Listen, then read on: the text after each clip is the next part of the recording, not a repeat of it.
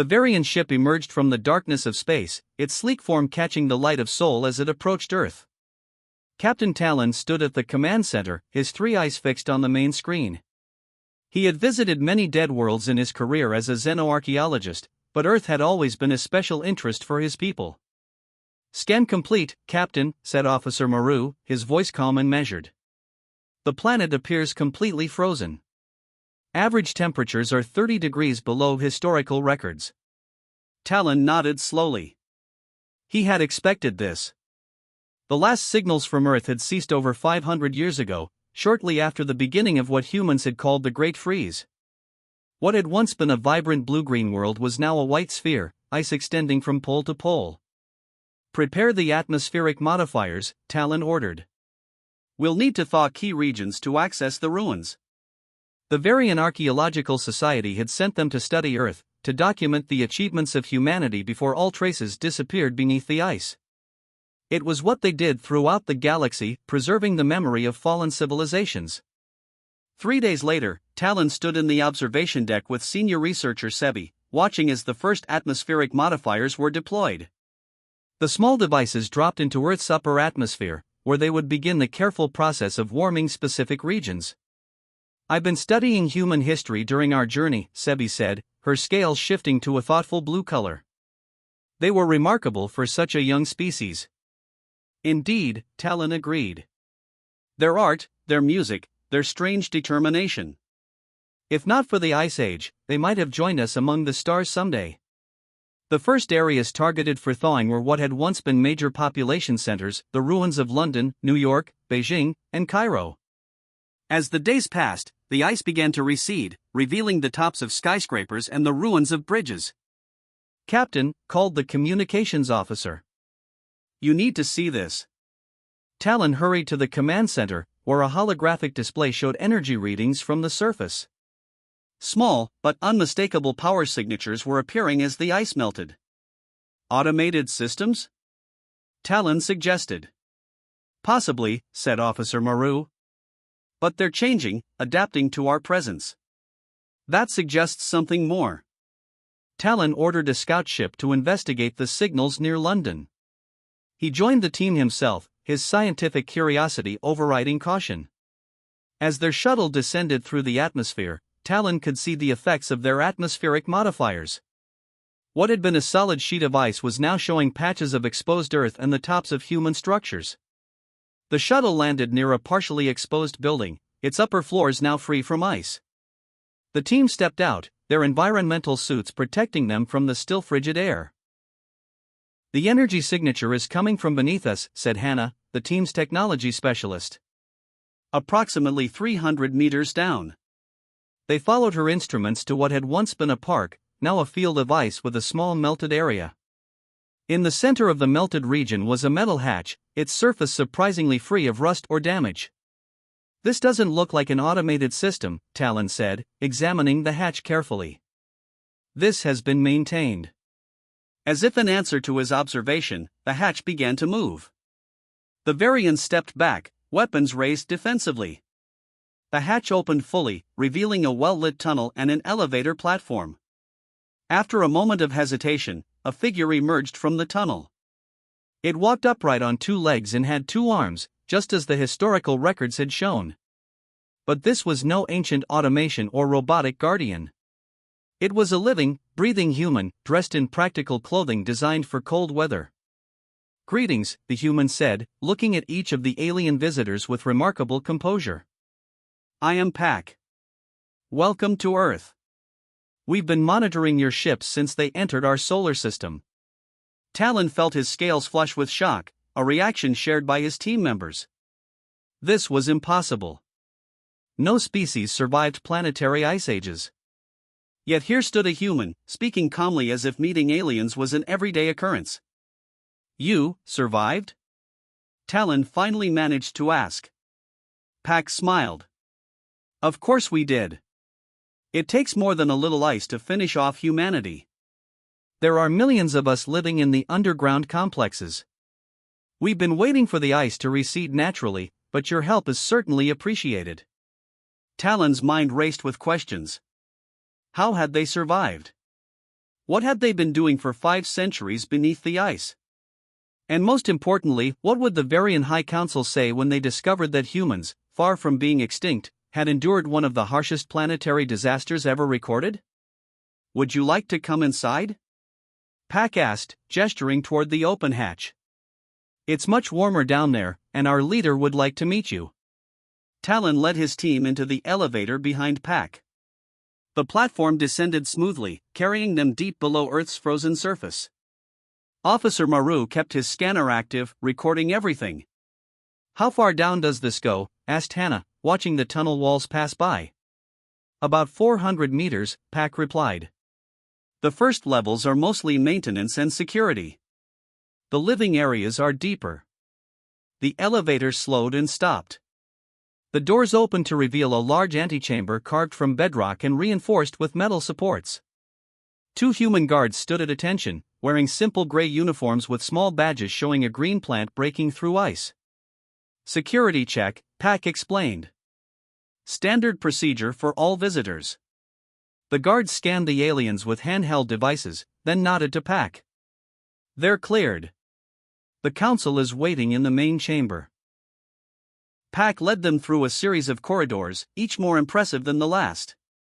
The walls changed from bare rock to polished surfaces. Lighting strips gave off a warm glow that mimicked natural sunlight. Plants grew in containers along the walls. This is all maintained, Talon said, his voice filled with wonder. For 500 years? 527, to be exact, Pack replied.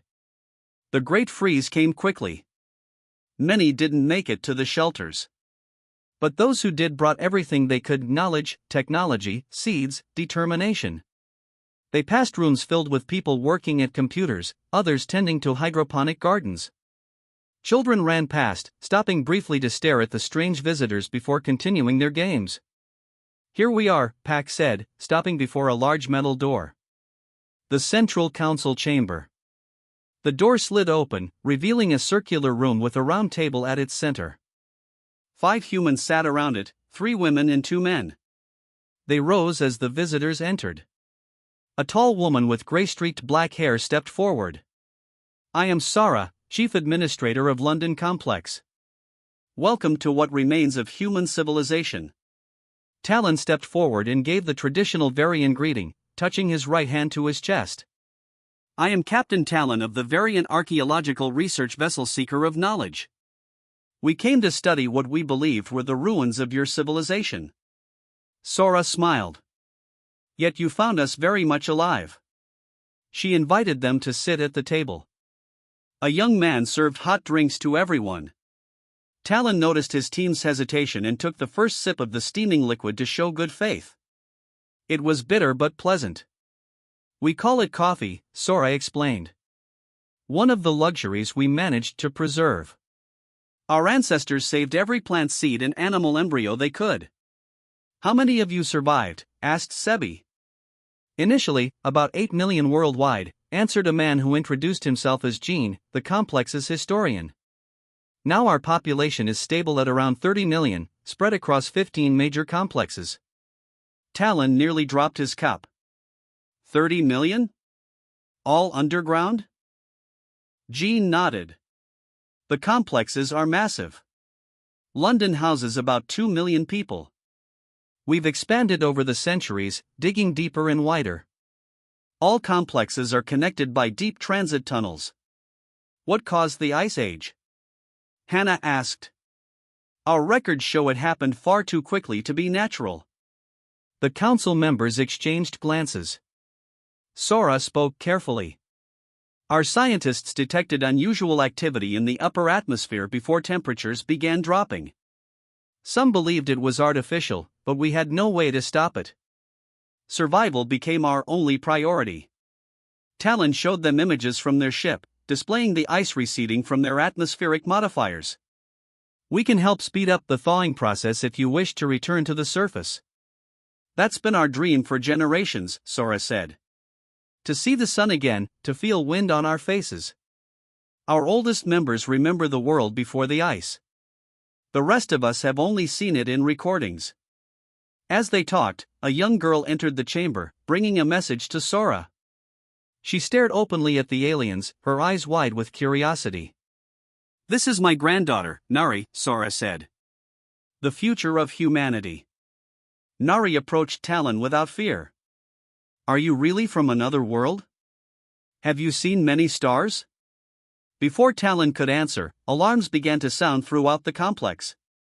Jean checked a small device on his wrist and frowned. "Unauthorized craft entering Earth atmosphere," he said. "Not one of yours?" Talon shook his head, suddenly concerned. "No. All our ships are accounted for." Sora stood quickly. "Defense stations, everyone." "It seems your arrival has attracted attention, Captain.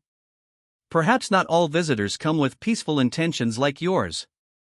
The council members moved with practiced efficiency to their positions.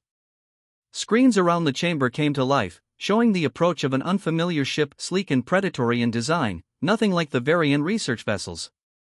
"Who are they?" Sora asked. Talon's scales darkened with worry. "Trouble. That's a Zekran scout ship. They're not researchers like us. They're resource hunters." The Zekran scout ship entered Earth's atmosphere, its black hull absorbing rather than reflecting light. Talon watched with growing concern as the human command center erupted into coordinated activity. "We can't let them discover your shelters," Talon said to Sora. "Zekrans strip planets of resources. They consider any surviving species as simply another resource to exploit." Sora remained calm, tapping commands into her console. "We've dealt with threats before. Not aliens, but the ice itself is an enemy we've fought for centuries." She turned to a young officer. "June, activate camouflage systems and thermal dampeners." June nodded and moved to a specialized station. All surface access points sealed. Energy signatures masked. Heat distribution patterns scrambled. Talon watched in surprise. "Your technology is far more advanced than we expected for a civilization in survival mode." "Necessity drives innovation," Jean explained, joining them at the main display. "Would you like a tour of our innovations while we wait out the Zekran patrol?" With the complex hidden and the Zekran ship conducting high-altitude scans, Jean led Talon and Hannah through the deeper levels of the London complex. The corridors opened into a vast cavern where artificial sunlight shone down on fields of crops. "Our food production centers," Jean said with pride. "We developed specialized plant strains that need minimal light. The irrigation system recycles every drop of water. Workers tended the crops, using small tools and occasional machinery. Children helped gather vegetables, their laughter echoing in the huge space. The young ones start learning food production early," Jean explained. "Everyone has multiple skills here. I'm a historian, but I also work weekly shifts in water purification." They continued to a manufacturing sector where people operated machinery that created everything from clothing to computer parts. "Most impressive," Hannah said, examining a 3D printing system. "You've maintained all this knowledge through generations of isolation." Jean led them to a library next, its walls lined with physical books and digital archives. "Knowledge preservation was our first priority. We have copies of everything: science, history, literature, art. Nothing was lost." An elderly woman approached, her back straight despite her years. Jean introduced her as Teacher Me, the complex's education director. "Our children learn both the old world and the new," Me explained. "They study the stars they've never seen and oceans they've never touched. They learn farming and physics, medicine and mathematics. And history," Jean added. "Especially how we survived." He guided them to a memorial wall, displaying images of the early days of the freeze. Pictures showed desperate people building the first shelters, fighting against rapidly advancing ice sheets. "The first generation had it hardest," Jean said quietly. "They worked until they collapsed. Many died from exhaustion, but they built the foundation that saved us all." One image showed a group of engineers activating the first geothermal taps, bringing heat and power to the shelters. Another displayed doctors treating frostbite victims in makeshift hospitals. "How did you manage the psychological impact?" Talon asked. Living underground for generations would affect most species deeply. Jean led them to a recreation area where a large dome displayed an artificial sky, complete with moving clouds and changing light patterns. We never let ourselves forget the sky, Jean said. Every complex has spaces like this. We maintain the connection to the world above. People relaxed in the artificial park, reading on benches or playing games on grass-covered areas. Some tended small gardens of flowering plants. And we adapted, continued Jean. Some of our people haven't seen actual daylight for generations, but their eyes have become more sensitive to low light. Our engineers developed better night vision rather than brighter lights. Their tour ended at a medical facility where doctors were conducting research. Chief Medical Officer Duna showed them data on human adaptation. Our bone density increased to cope with the deeper earth pressures, she explained. Our vitamin D synthesis pathways evolved to work with artificial light sources. We're still human, but slightly changed. As they returned to the command center, they received news that the Zekran ship had moved on, apparently detecting nothing of interest on the frozen planet. They'll be back, Talon warned. With bigger ships and better scanners. Sora nodded, her expression resolute. Then we should prepare. Your people came to study what you thought were our ruins.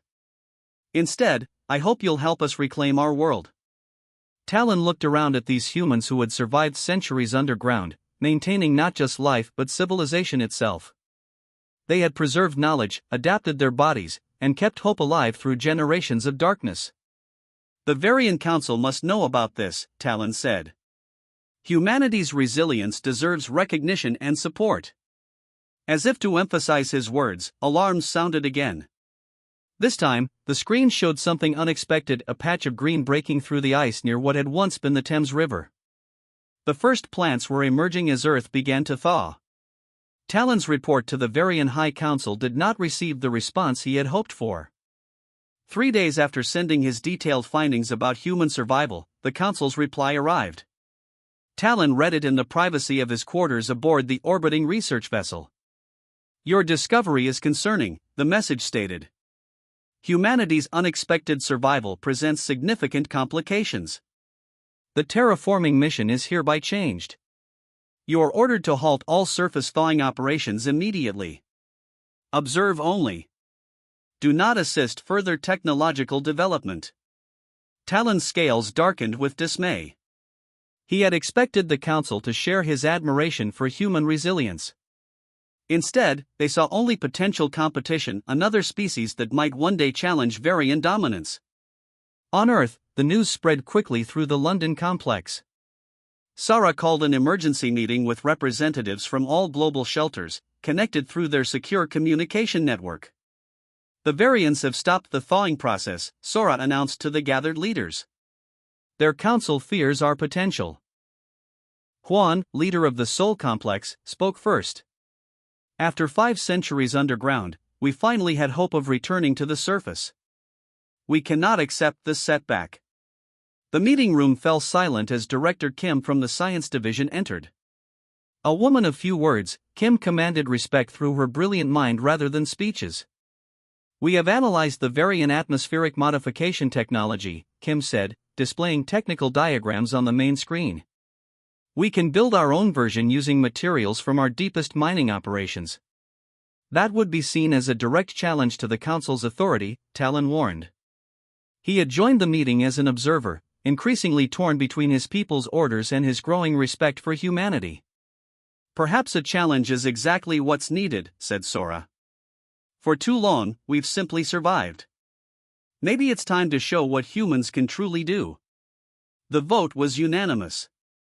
Operation Sunrise would proceed despite Varian opposition. 3 weeks later, the first human-built atmospheric modificator launched from a hidden surface access point. More followed from complexes around the world, each targeting regions where settlements could be re-established. The response came swiftly. A Varian enforcement vessel entered Earth orbit, much larger than Talon's research ship. This is Commander Null of the Varian Defense Force, came the transmission to all Earth communication channels. Cease your unauthorized terraforming immediately or face consequences. From his position in the London command center, Talon watched with growing alarm as Sora and her advisors refused to back down. "This is our planet," Sora replied. "We survived when nature tried to destroy us. We will not be stopped by those who should be allies." The situation deteriorated rapidly. Commander Null deployed small craft to destroy the human atmosphere modificators. In response, defense systems that had been hidden beneath the ice for centuries activated. Sleek missile batteries emerged from what had appeared to be natural formations.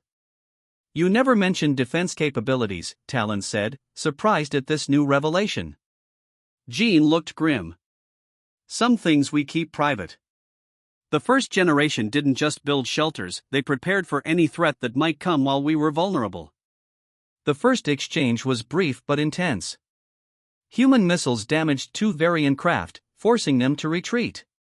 The Varian ship responded with precision energy weapons that destroyed several human defense positions. "This isn't what I wanted," Talon said, watching the conflict unfold. "My people came as researchers, not conquerors." "Often the line blurs," Jean replied. "Your people decided our fate without consulting us. That rarely ends well." As tensions escalated, young engineer Han approached Sora with an urgent discovery. "The data from our deep ice core samples shows something strange," he explained, displaying complex readings. "The Ice Age wasn't natural. The patterns show artificial manipulation of Earth's climate." Talon examined the evidence and felt his blood cool. "These energy signatures, they're familiar." "You recognize them?" Sora asked. "Yes," Talon said slowly. "They match Zekran terraforming technology, but used in reverse. They didn't just discover your frozen world by chance, they created the Ice Age." The revelation changed everything. That night, as Commander Null prepared for a larger assault on human positions, Talon made the most difficult decision of his life. He transmitted the ice core data to all Varian ships, along with his own analysis. "The humans aren't our enemy," he concluded in his message. "They're survivors of a Zekran attack.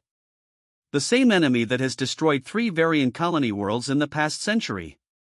Earth wasn't frozen by natural causes, it was an attack on a developing civilization." In the London command center, Sora received word that the Varian enforcement vessel had ceased hostile actions. "They're requesting a direct meeting," the communications officer reported. "Commander Null wishes to speak with you personally." Sora looked at Talon, who had risked everything by defying his council's orders. "It seems we may have found common ground, a shared enemy." "The Zekrans will return," Talon said. "They always do. But perhaps now, they'll find something they didn't expect, Varians and humans standing together." Commander Null stood tall and formal in the London complex's main meeting hall. His silver-gray uniform contrasted sharply with the practical clothing of the human representatives gathered from all 15 global complexes.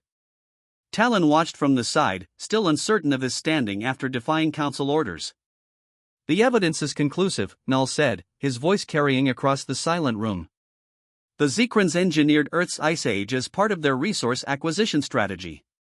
They freeze planets, eliminate the dominant species, then return centuries later to harvest resources without resistance."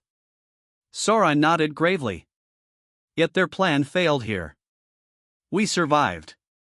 A first in our records," Null admitted. "No other species has endured such an attack. The Varian High Council has reconsidered its position in light of this information." On the large display screen behind him, images appeared showing Zekran harvest operations on other worlds, massive ships extracting minerals, water, and biological material from dead planets. "They've done this to 12 known worlds," Null continued. 3 were Varian colonies.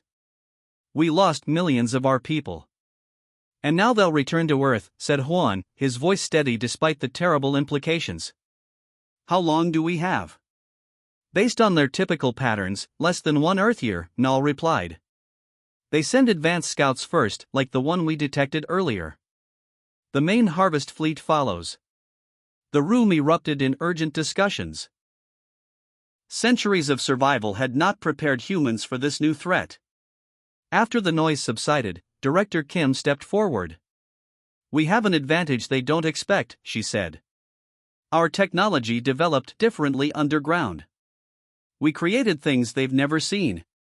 She gestured to her assistant, who activated a holographic display showing a network of tunnels spanning the entire planet. Red dots marked the locations of human complexes. Our deep transit system connects all complexes, Kim explained. Originally built for resource sharing, it can be repurposed for global defense coordination. Commander Null studied the display with professional interest. Impressive. But the Zekrans attack from orbit. Their ships never land. A young man stepped forward, Han, the engineer who had first discovered the evidence of Zekran involvement in the Ice Age. Then we'll need to reach them in orbit. 3 months passed in intensive preparation. Under the spring sun, the first human surface settlement in 5 centuries took shape near the London complex. Simple buildings emerged from the thawing ground, surrounded by the first crops planted in open air. Talon watched from a hillside as humans worked alongside Varian engineers, building not just homes but defensive installations disguised as ordinary structures. It's remarkable, said Sebi, joining him on the hill. The Varian Council has never approved an alliance this quickly before. Self-interest is a powerful motivator, Talon replied. The Council fears the Zekrans more than they fear human potential. In orbit, Varian ships maintained constant vigilance while Earth's atmosphere continued warming. The ice receded faster now, revealing more of the world humans had lost centuries before. Deep beneath the surface, in a chamber few humans had access to, Director Kim worked with Varian technology experts to integrate their advanced weapons systems with Earth's planetary defense network. Your power distribution is unlike anything we've seen, said Prel, the Varian weapons specialist. How did you achieve this efficiency? Kim allowed herself a small smile. When every watt of power determines whether people live or die, you learn not to waste anything. The alarm came sooner than expected. 6 months after the alliance formed, long-range Varian sensors detected a Zekran fleet entering the outer solar system. In the London Command Center, now expanded and reinforced, Sora and Commander Null stood side by side, watching the approaching threat. 7 harvest ships and 12 combat vessels, Null reported. A standard extraction force. Standard for an uninhabited world, Sora corrected. They don't know what's waiting for them. As the Zekran fleet approached Earth orbit, they transmitted the expected automated message, a claim of ownership over the planet and all its resources. No response was sent.